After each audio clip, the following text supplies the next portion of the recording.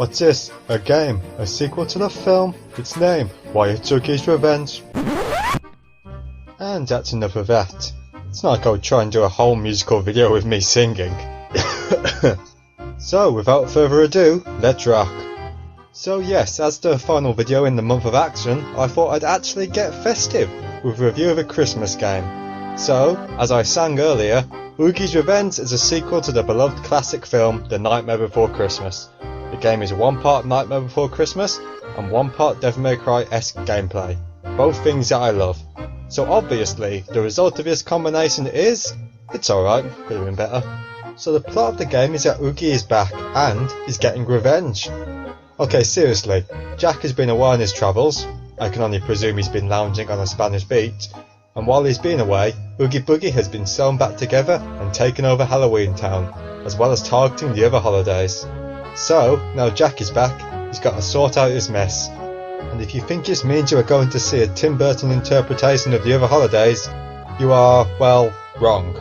The game only retreads the territory of the film, so you won't be visiting any new towns. Though considering it is retreading the ground from the film, I can clearly compare it, and say that I have completely nailed the visuals. It is a brilliant adaptation, maintaining the style that the film set. You could take a screenshot, remove characters, and people could probably still guess it as The Nightmare Before Christmas.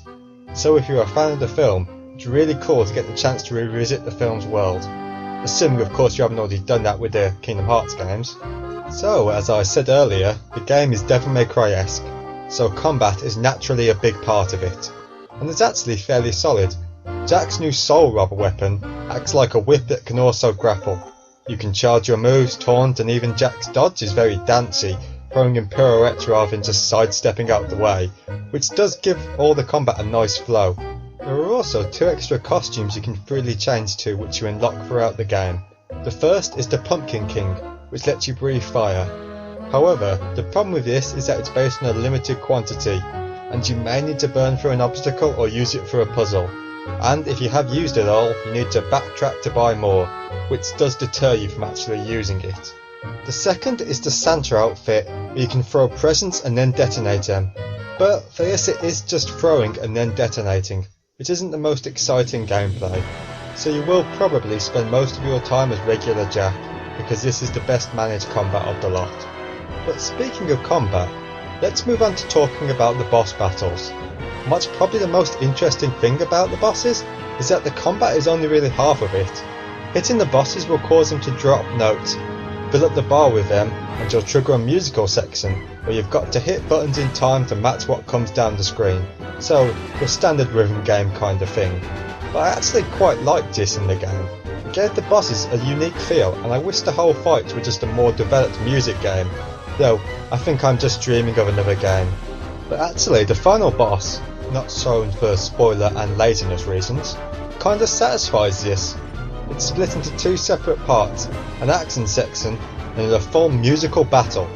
That really gave a great finale to the game. And seeing how I've gone on about the musical sections, I should probably actually talk about the music. And what's pretty interesting is that it only sort of reuses the film's music. What I mean by that is that it's the same tracks as the film, but they've all been reworded. Personally, I find this really neat. It provides a nice mix of familiarity for fans, while still providing something new and fresh. Something else that is kinda cool with this is that Jack is again voiced by Chris Sarandon. However, in this game, he also does the singing for Jack, whereas in the film, he only did the talking as Danny Elfman had done the singing. And now to end this review off, let's talk about all the other gameplay parts that I've missed prior to now. So, as I said earlier, the game is Devil May Cry-esque, and there is more to that statement than just combat. You navigate around the central area, unlocking new areas as you go via things like gaining new powers, solving puzzles and collecting keys, with it split up into levels with a ranking given for each. Given I've been fairly positive up till now, you may be wondering why I only said the game was alright, and unfortunately it's here where a lot of that stems from. The game does very much suffer from a feeling of unnecessary padding. There is a lot of backtracking that could easily have been cut out with some kind of fast travel system. Even something like keys can drag on a bit, as you have to go into the pause menu and then select and use the key, while stood right by the corresponding gate, rather than the much simpler option of it auto-detecting when you press on the gate. Furthermore, to get through a level, you may need to collect so many of something without clear guidance on location, and even in the combat it can suffer from respawning in too many enemies, losing a sense of progress in a fight. All of this can add together to make the game feel like it's dragging on at parts and wasting your time, which is unfortunate, but I do feel that despite this, if you're a fan of The Nightmare Before Christmas, there is still something about this game that I'd say makes it worth giving it a go. Well, thanks for watching, and I guess as this is going up on Christmas Eve, you could say it's been uploaded the Nightmare Before Christmas. Though actually I think I'm going out, so this will probably be going up early in the day, so Merry Christmas? Don't go yet, wait, there's still more. The end joke is not the end, and the joke part of that is probably in quotation marks as well. No, I wanted to have a quick chat at you. Firstly, I'd like to thank you for watching my videos, though doing so does make me question your taste, but I thank you nonetheless. And along the lines of thanking people, I would like to especially thank Pete, aka Petronius, who has been a massive support, both literally with things like capturing footage and creating the channel art, as well as more vocally. I've been saying about making videos for years, and he's constantly pushed me into actually doing it. So, I'll include a link to his channel down in the description. I don't yet know how to do the whole linking on a video thing yet, and I can't really ask Pete for how to link a thank you for him. But anyway, if you've been watching my videos, you've probably noticed that this month I've been uploading regularly every week, and that's kind of been a test for myself to see if I could do it, and since I've managed that, I intend to keep it going.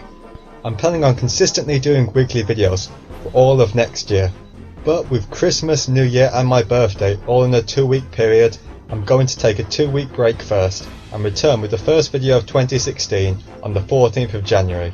And finally, if you found my videos outside of being directly told by me, maybe you'd like to consider subscribing.